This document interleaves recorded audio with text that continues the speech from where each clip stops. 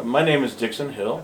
I was born here in the valley in 1963. When I was a kid, Scottsdale stopped about where Gainey Ranch starts. You'd head north on Pima,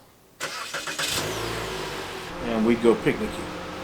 The delineation between the town and the desert was really just where the last fence line stopped.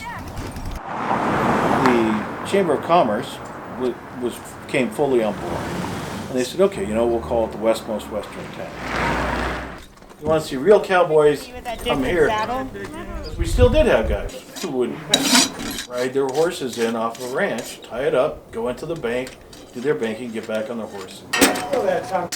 And so they started putting up the buildings in Old Town to look like they were Old West buildings. This is purely for tourist reasons, all right?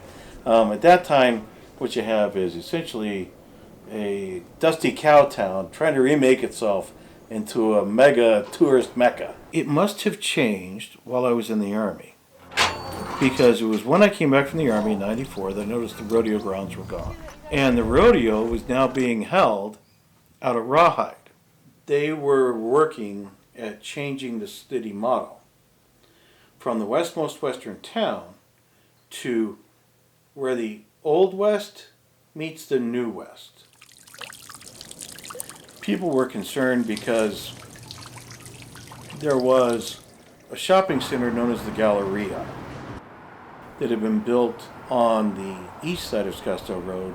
The Galleria had been designed to appeal to only the wealthiest people. The Galleria experiment, which is what it wound up being, or the Galleria failure, was really the notice that the city got as a wake-up call to the fact that they weren't going to be able to attract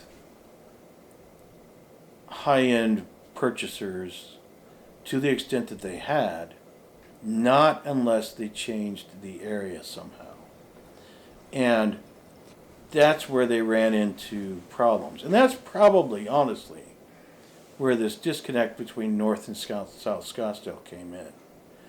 That's when it began.